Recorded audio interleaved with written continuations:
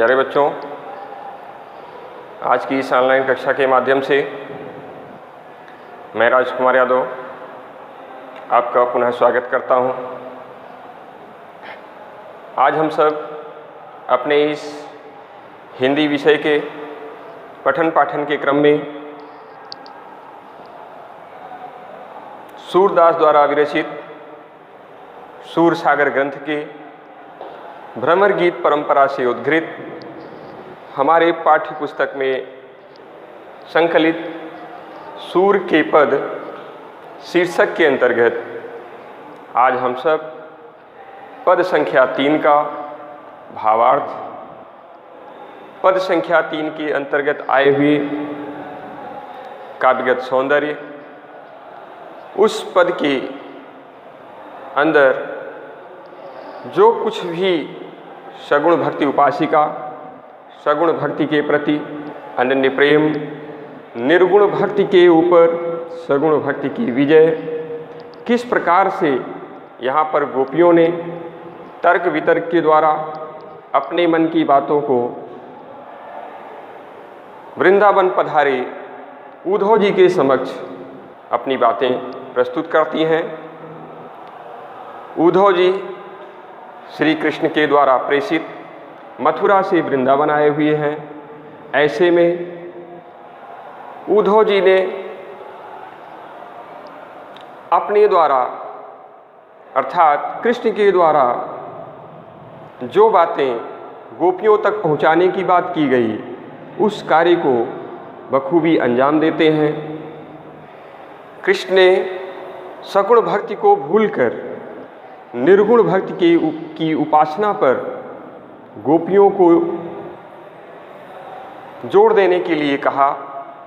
इस बात को जब उद्धव जी अपनी वाणी के द्वारा, अपने कथनों के द्वारा, अपने ज्ञान के द्वारा जब उद्धव जी गोपियों को सगुण भक्ति मार्ग को भुलाकर निर्गुण भक्ति मार्ग पर चलने के लिए कहते हैं, तो गोपियाँ किस प्रकार से उद्धव जी को अपना उत्तर देती हैं, उद्धव जी के समक्ष अपना उत्तर प्रस्तुत करती हैं। जिन उत्तरों को सुनकर, ऐसे प्रत्युत्तरों को सुनकर उद्धव जी किस प्रकार से ठगे के ठगे रह जाते हैं।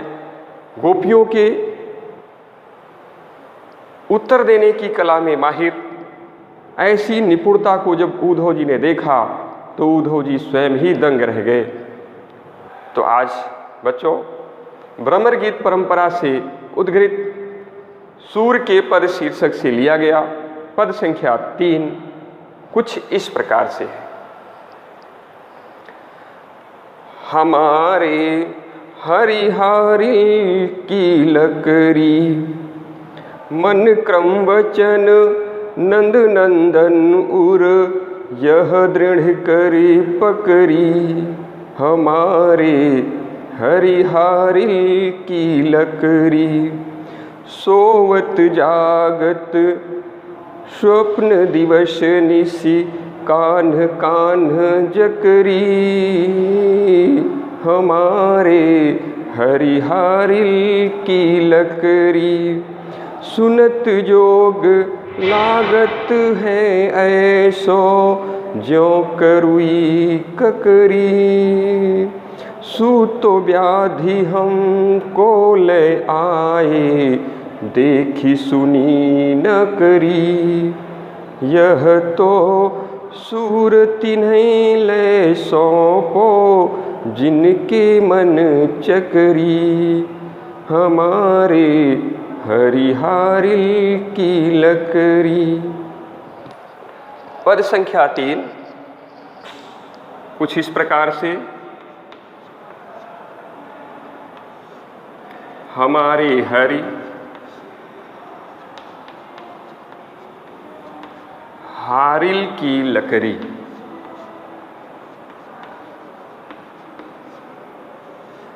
हमारे हरिहारी की लकड़ी, कुछ इस प्रकार से पद की शुरुआत होती है। बच्चों, जो गे पद सूरदास जी के द्वारा जो गे पद रचे गए, उन गे पदों की जो प्रथम पंक्ति होती है, प्रथम पंक्ति, उस प्रथम पंक्ति को हम टेक कहते हैं। टेक पूरे पद का मुख्य बिंदु होता है। जब हम दूसरी पंक्ति को जहाँ पर भी समाप्त करते हैं, नाद सौंदर्य के अंतर्गत जब हम गेय पद को गायन शैली में लेते हैं, गायन शैली के द्वारा उस गेय पद को प्रस्तुत करते हैं, तो जहाँ पर हम दूसरी पंक्ति का समापन करते हैं वहीं पर प्रथम पंक्ति को उसके अंत में जोड़ देते हैं।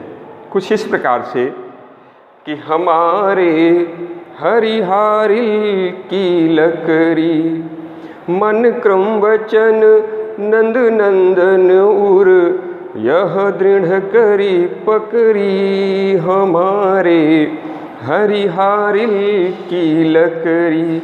जो ये प्रथम पंक्ति है किसी भी गेय पद का, वो प्रथम पंक्ति टेक हुआ करता है, जो कि हर एक पंक्ति के अंत में जुड़ता हुआ उसका नाद सौंदर्य बढ़ाने की कोशिश की जाती है, पढ़ा जाता है, नाद सौंदर्य अलौकिक प्रतिभा से संपन्न हो जाता है। तो इस प्रकार से यहाँ पर गोपियों ने किस प्रकार से अपने अंदर सगुण भक्ति को, जब उद्धव जी कहते हैं सगुण भक्ति मार्ग को छोड़कर निर्गुण भक्ति मार्ग को अपनाओ, ऐसे में गोपियाँ कहती हैं कि हे उद्धव, हमारे हरिहारिल की लकड़ी, हमारे मतलब हम लोगों के लिए, हरि जो प्रभु, ये प्रभु का पर्याय है, हरि अर्थात कृष्ण के लिए यहाँ पर रखा गया कि हमारे लिए तो हरि किसके समान है, हारिल की लकड़ी के समान है। हारिल की लकड़ी, आपको मालूम हो कि हारिल एक विशेष पक्षी है। इस पक्षी की एक खूबी होती है, इसकी अपनी पहचान है, अपनी विशेषता है। उस विशेषता के अंतर्गत ये अन्य पक्षियों की में एक विशेष पक्षी का दर्जा इसको दिया जाता है। हारिल पक्षी जब भी जहाँ भी जिस स्थिति में, चाहे सोते जागते स्वप्न दिवस निश कान्ह जे करी, यहाँ पर जो अगली पंक्ति हम पढ़ेंगे तो वहाँ पर है कि जिस प्रकार से हारिल की लकड़ी, हारिल जो विशेष पक्षी है वो उसकी अपनी विशेषता है कि चाहे जिस स्थिति में हो वो सदैव अपने पंजों में लकड़ी के टुकड़े को दबाए रखता है, पकड़े रहता है, मजबूती के साथ पकड़े रहता है। इसके पीछे की उसकी ये सोच होती है, उसको इस बात पर विश्वास नहीं होता, इस संसार रूपी सागर पर, संसार पर उसको कोई भी विश्वास नहीं है। कहीं भी किसी स्थान पर भी बैठा होगा तब भी वो अपने पैरों में लकड़ी के टुकड़े को पकड़े ही रहता है, मजबूती के साथ जकड़े रहता, पकड़े रहता है। क्यों? क्योंकि उसे ये पूरा विश्वास है कि मैं, मेरा अस्तित्व, मेरा वजूद, मेरा शरीर, मेरे शरीर का भार यदि इस पृथ्वी पर रुका हुआ है, टिका हुआ है, तो इसी लकड़ी के भरोसे टिका हुआ है। तो जिस प्रकार से हारिल पक्षी अपने पैरों में सदैव लकड़ी के टुकड़े को दबाए रहता है, ठीक वैसे ही हमारे हरिहारिल की लकड़ी, हमारे प्रभु हम लोगों के लिए, हम लोग अर्थात वियोग में तड़पती हुई गोपिकाओं के लिए, गोपियों के लिए, कृष्ण की याद में सदैव विरह रूपी अग्नि में दहती हुई, जलती हुई ऐसी गोपिकाओं के लिए हरि अर्थात कृष्ण जी जो वृंदावन से मथुरा चले गए हैं, उनकी यादें सदैव हम लोगों के लिए हारिल की लकड़ी के समान है। अर्थात जिस प्रकार से हारिल पक्षी अपने पैरों में लकड़ी के टुकड़े को सदैव मजबूती के साथ पकड़े रहता है, ऐसे ही हम गोपिकाएं भी कृष्ण के नाम को सदैव अपने अंदर समाये हुए हैं, मजबूती के साथ उनके नाम का स्मरण करते रहते हैं। हम लोगों के अंदर ठीक उसी प्रकार से कृष्ण हृदय बल्लभ हो गए हैं, हृदय में आसीन हो गए हैं, जिस प्रकार से हारिल का पक्षी सदैव अपने पंजों में लकड़ी के टुकड़े को मजबूती के साथ दबाए रहता है, पकड़े रहता है। आगे की पंक्तियों में गोपिकाएं कहती हैं कि मन क्रम वचन नंद नंदन उर, कान यह दृढ़ करी पकड़ी। मन क्रम वचन नंद नंदन उर, मन, यहाँ पर इंद्रियों की बात की गई, मन क्रम वचन नंद नंदन और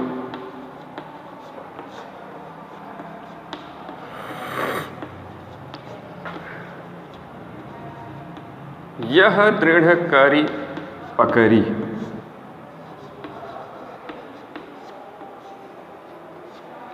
गोपिकाएं कहती हैं कि हम लोगों ने जिस प्रकार से हारिल का पक्षी लकड़ी के टुकड़े को पूरे मन से मतलब उस पे मन, अपने पूरे मन को उस लकड़ी में लगाया रहता है, कहीं से भी लकड़ी का टुकड़ा उससे छूट ना पाए, इसलिए मन रूपी इंद्रिय उसकी सदैव उस लकड़ी में ही लगी रहती है। तो यहाँ पर कहने का अर्थ है कि जिस प्रकार से हारिल का पक्षी लकड़ी के टुकड़े के लिए सदैव चिंतित रहता है, लकड़ी के टुकड़े को सदैव अपने पंजों में मजबूती के साथ जकड़े रहता है, ऐसे ही हम गोपिकाएं भी अपने मन, क्रम, वचन, मन रूपी इंद्रियां अपने क्रम मतलब कर्म, कार्य या फिर कर्तव्य, मतलब अपने कार्यों के द्वारा, अपने कर्मों के द्वारा और अपनी वचन के द्वारा, मन, क्रम, वचन, हम पूरी तरह से मन से श्री कृष्ण में अनुरक्त हो गए हैं। हमारे कार्य, यदि हम कोई कार्य संपादित करते हैं तो कृष्ण के ही हितार्थ, मतलब कृष्ण की सेवा में ही हमारा कार्य, अगर हमारा कार्य हमारे द्वारा कार्य संपादित हो रहा है तो कृष्ण की सेवा का कार्य संपादित होता है। और यदि हम अपनी वाणी से किसी के नाम का उच्चारण करते हैं तो उस वाणी में कृष्ण राधे राधे का ही नाम हुआ करता है। मन, क्रम, वचन, इस प्रकार से हम गोपिकाएं मन से, कर्म से और वचन से, इन तीनों प्रकार की इंद्रियों के द्वारा हम नंद अर्थात नंद जी के जो नंदन है, नंदन पुत्र अर्थात कृष्ण, उर मतलब होता है हृदय, नंद नंदन उर यह दृढ़ करी पकड़ी, हम लोग इस प्रकार से नंद के नंदन को अपने हृदय में समाये हुए हैं और दृढ़ करी पकड़ी, और उन्हें मजबूती के साथ हम पकड़े हुए हैं, अर्थात अपने हृदय में मजबूती के साथ, गहराई के साथ, पूरी तारतम्यता के साथ, पूरे मनोयोग से हम कृष्ण को, नंद के नंदन अर्थात कृष्ण को अपने हृदय में बसाए हुए हैं। किस प्रकार से बसाए हुए हैं? अपने मन से, कर्म से और वचन से, मतलब हमारी मन रूपी इंद्रियां पूरी तरह से कृष्ण में लगी हुई अनुरक्त हैं। हमारे कार्य यदि संपादित होते हैं तो प्रभु की सेवा के कार्यों को संपादित करते हैं, और यदि हम अपने वचन से, यदि हम अपनी वाणी के द्वारा किसी के नाम का उच्चारण करते हैं, नाम लेते हैं, यदि हमारी मुँह से कोई वाणी निकलती है तो वो कृष्ण के नाम की वाणी निकलती है, कृष्ण के नाम के जाप की वाणी निकलती है। इस प्रकार से गोपियाँ मन, क्रम और वचन से नंद के नंदन को अपने हृदय में अर्थात कृष्ण को अपने हृदय में मजबूती के साथ यह दृढ़ करी पकड़ी, मजबूत, दृढ़ मतलब होता है मजबूती के साथ, तनिक सी भी उसमें ढिलाई नहीं, कमजोरी नहीं, इस प्रकार से यह दृढ़ करी पकड़ी करके यह दृढ़ता पूर्वक उसको हमने पकड़कर रखा है। क्यों? किस प्रकार से?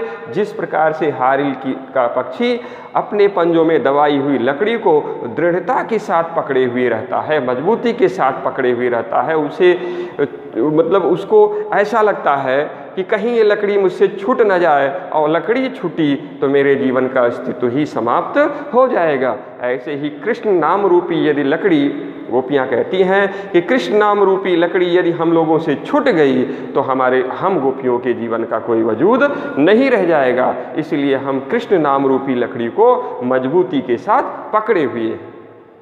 अगली पंक्ति में गोपियाँ कहती हैं कि जागत सोवत स्वप्न दिवस निश, एक दूसरे का पर्यायवाची, जागत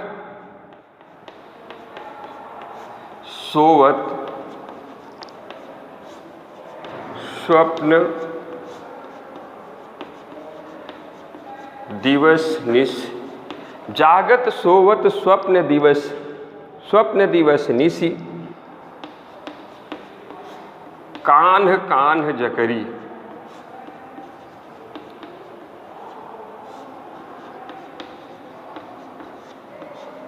आप देखेंगे कि इन पंक्तियों में प्रभु में, अपने आराध्य में पूरी तरह से डूब जाना, पूरी तरह से प्रभु में अनुरक्त हो जाना, प्रभु में गोता लगाना, प्रभु नाम की माला की जाप करना।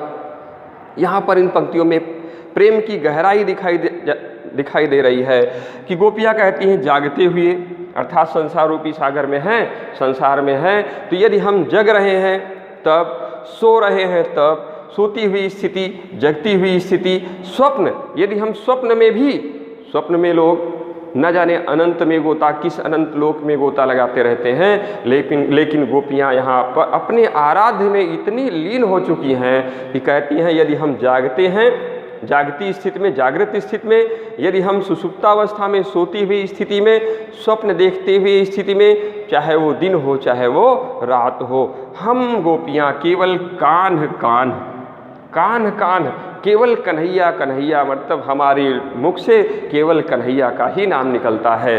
जकरी, जकरी मतलब जकड़ी, जकड़ी, जकड़ी मतलब मजबूती के साथ जकड़ गए हैं, बंध गए हैं। अर्थात हम गोपियाँ चाहे जिस स्थिति में हो, चाहे हम सो रहे हो, चाहे हम जग रहे हो, चाहे हम वो दिन हो, चाहे रात हो, चाहे स्वप्न की वेला हो, हम किसी भी स्थिति में ये प्रेम की प्रगाढ़ता, प्रेम में इतना डूब जाना, प्रेम में अनुरक्त, प्रेम में गोता लगाना, प्रेम की मजबूती, प्रेम की प्रगाढ़ता इन पंक्तियों में दिखाई दे रही है। गोपियाँ कहती हैं किसी भी स्थिति में, चाहे वो सोना हो, जगना हो, स्वप्न देखना हो, दिन हो या रात हो, हम गोपियाँ तो कान्ह कान्ह, कन्हैया कन्हैया, अर्थात कृष्ण के नाम को में पूरी तरह से जकड़ गई हैं, बंध गई हैं। अब हम कृष्ण नाम के अलावा किसी दूसरे नाम का स्मरण नहीं कर सकते। आगे देखेंगे अगली पंक्ति में, सुनत जोग लागत हैं ऐसो ज्यों करुई ककरी।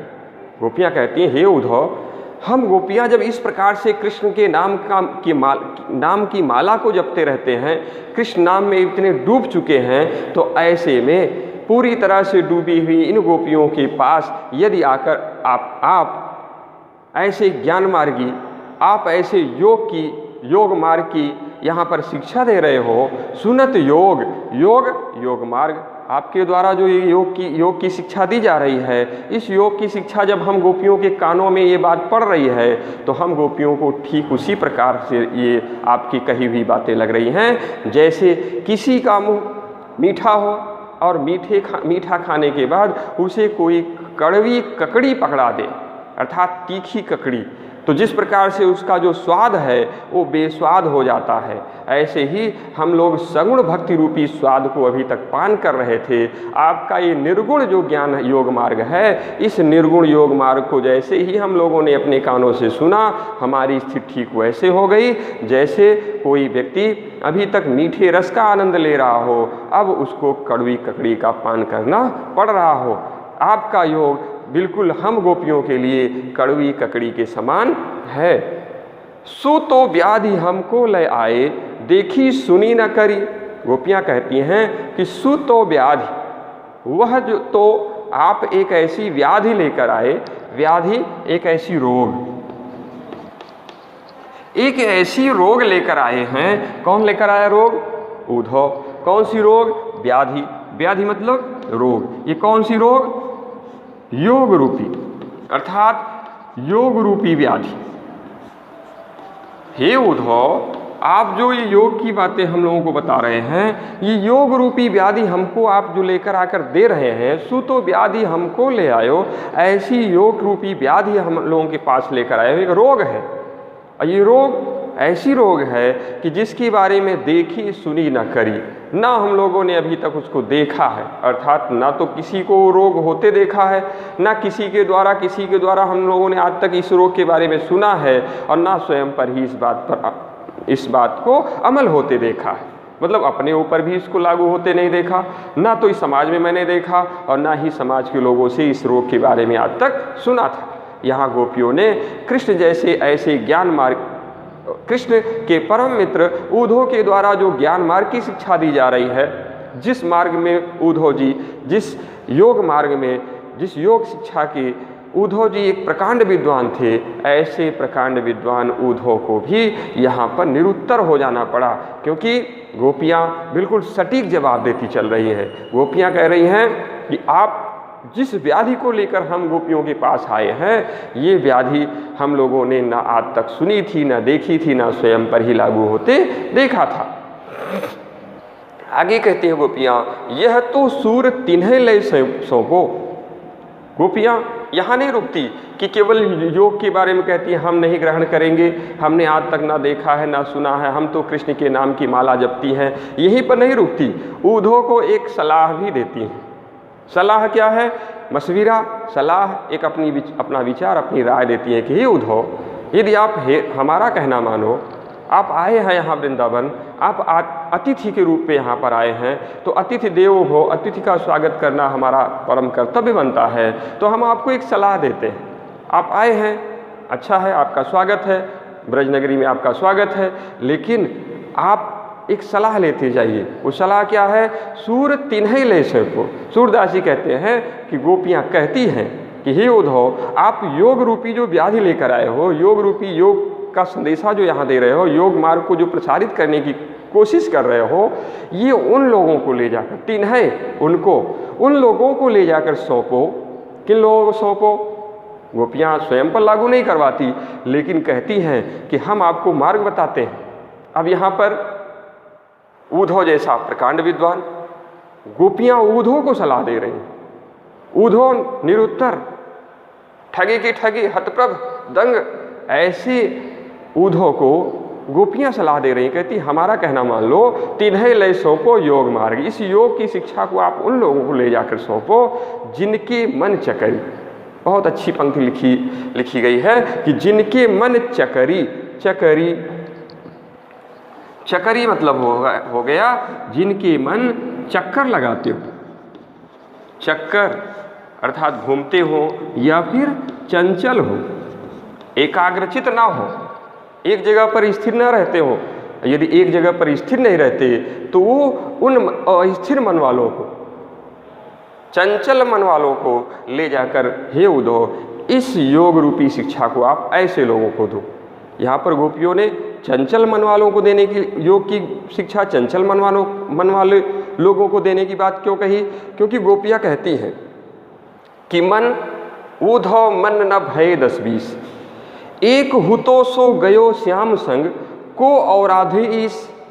एक अन्य पद में सूरदास जी ने लिखा कि उद्धव मन न भय 10-20। उद्धव ज्ञान मार्ग की शिक्षा देते हैं, और ज्ञान मार्ग की शिक्षा के दौरान गोपियाँ कहती हैं, हे उद्धव, आप ज्ञान मार्ग की शिक्षा देने आए हैं, अच्छी बात है, लेकिन आप मेरे प्रश्नों का उत्तर दें कि मन कितने होते हैं। किसी के पास 10-20 मन नहीं होते। उद्धव मन न भय 10-20, एक हु तो, एक ही था, सो गयो श्याम संग। जब वृंदावन से कृष्ण मथुरा चले गए तो उन्हीं के साथ हम गोपियों का मन भी वृंदावन से मथुरा पलायन कर गया। एक हु तो सो गयो श्याम संग को और आधेश। अब हम गोपियाँ बेमन हो गए और बिना मन के। अब आप ही बताएं हे उद्धव, कि अब आप ही बताएं कि बिना मन के को और आधे किस प्रकार से आराधना करें।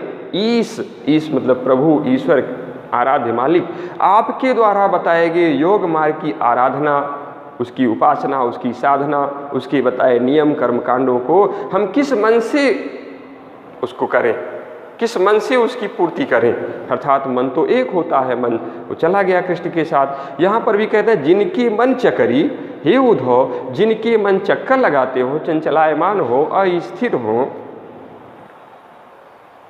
हो, सदैव हिलते डुलते रहते हो, ऐसे चंचल मन वालों को ले जाकर अपने योग के मार्ग की शिक्षा दो। उन्हीं लोगों को ले जाकर सौंपो, क्योंकि यहाँ पर गोपियाँ अपने को पूर्ण एकाग्रचित मन वाली बताती हुई कहती हैं कि हम गोपियाँ ब्रज नगरी की जितनी गोपियाँ हैं ये चंचल मन वाली नहीं है। एक ही मन, और एक मन तो वो कृष्ण में लग गया। तो अब आपके योग रूपी ज्ञान की शिक्षा का प्रसार हम लोगों के ऊपर तनिक सा भी असर नहीं देने वाला है, डालने वाला है, क्योंकि हम लोग चंचल मन वाले नहीं हैं, हम लोग स्थिर मन वाले हैं, स्थिर प्रज्ञा है, हमारा मन स्थिर है। और आप अपने इस योग रूपी शिक्षा का संचार उन चंचल मन वाले लोगों के पास ले जाकर दो। तो इस प्रकार से हम आप देखते हैं कि पद संख्या 3, जिसमें गोपियों ने उद्धव जैसे महाज्ञानी, योग के प्रकांड विद्वान, कृष्ण के परम मित्रों में से एक ऐसे उद्धव को भी सलाह देती, और सलाह उचित है और उचित सलाह भी मान लेनी चाहिए। यहाँ पर गोपियों ने बहुत अच्छी सलाह दी कि अन्यत्र पदों में लिखा गया है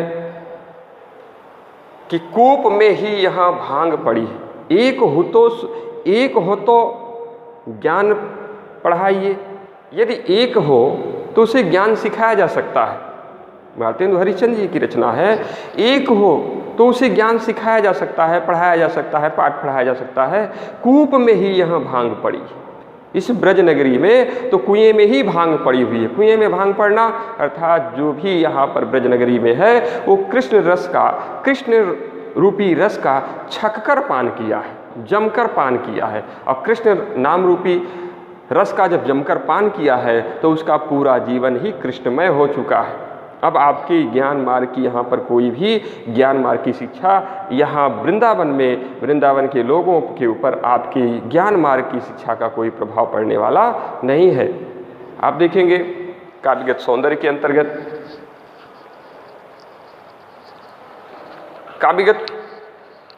काव्यगत सौंदर्य के अंतर्गत हम आप देखते चलते हैं कि किन किन पंक्तियों में काव्य की शोभा बढ़ाने वाले तत्वों का प्रयोग किया गया है।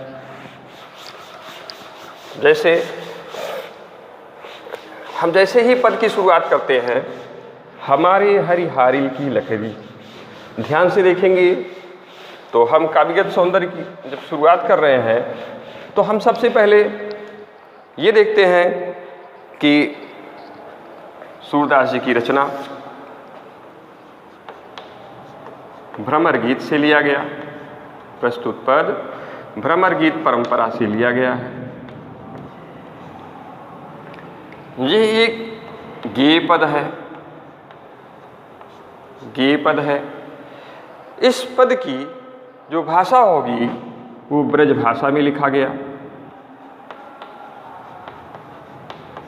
ब्रज भाषा में लिखा गया है। अलंकार योजना के तहत आप देखेंगे प्रथम पंक्ति में ही हमको अलंकार दिख रहा है, हमारे हरिहारी की लकड़ी।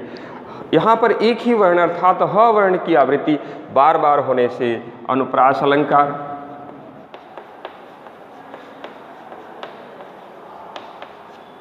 अनुप्रास अलंकार। आगे देखेंगे कि और भी कोई अलंकार, तो देखते चलते हैं। जहाँ पर लिखा कान्ह कान्ह जकरी, कान्ह कान्ह 2 बार, पुनरुक्ति प्रकाश अलंकार,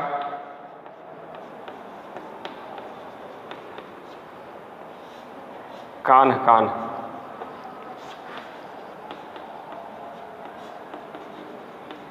कान्ह कान्ह में पुनरुक्ति प्रकाश अलंकार दिख रहा है। आगे जहाँ पर तीसरी पंक्ति देखेंगे, सुनत जोग लागत है ऐस्यो ज्यों करुई ककरी। जहाँ पर ज्यों शब्द लिखा है यहाँ पर अपनी बात को स्पष्ट करने के लिए उदाहरण दिया जा रहा है। उदाहरण कौन सा है? कड़वी ककड़ी। तो उदाहरण अलंकार यहाँ पर दिखाई दे रहा है, उदाहरण अलंकार। आप देखेंगे कि विलोमार्थी शब्दों का प्रयोग किया गया है, जैसे जागत, सोवत, दिवस, निश, इन सब में विलोमार्थी शब्दों का प्रयोग किया गया है।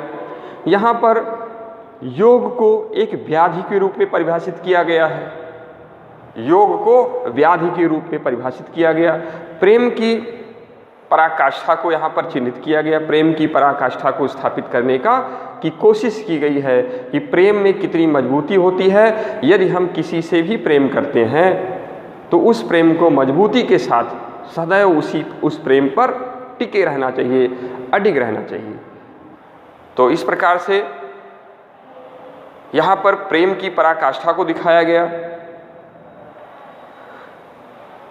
आगे देखें कि जिनके मन चकरी, मन चंचल, यहाँ पर मन रूपी इंद्रियों की स्वाभाविक, मन रूपी इंद्रियों का जो स्वाभाविक गुण है, मन का स्वाभाविक गुण है चंचल होना। मन रूपी इंद्रिय का जो स्वाभाविक गुण है चंचल होना, उसको यहाँ पर दिखाया गया। अर्थात वास्तविकता का दर्शन कराया गया कि मन रूपी इंद्रिय सदैव चंचल होती है। तो इस प्रकार से आप देखेंगे कि पद संख्या 3 पद संख्या 3 का जो भावार्थ है वो यहाँ पर पूर्ण होता है। आशा है कि इस वीडियो के माध्यम से सूरदास जी के द्वारा जो ये विरचित पद संख्या 3 है, इसका भावार्थ आपको बिल्कुल स्पष्ट हो गया होगा। इसकी अर्थ आपको बिल्कुल, अर्थों की जो जटिलता है, जो कठिनाई है, वो बिल्कुल खुल चुकी होगी। और इस वीडियो के माध्यम से आप सूरदास जी के भावार्थ संख्या सूर्य के पद भावार्थ संख्या 3 को पूरी तरह से अपने शब्दों में लिख सकते हैं, लिखने की कोशिश करेंगे। इसी मनोकामना के साथ अगले वीडियो में सूर्य के पद संख्या 4, इस पद संख्या 4 का भावार्थ अगले वीडियो में इसी मनोकामना के साथ अगले वीडियो में मुलाकात होगी। तब तक के लिए धन्यवाद।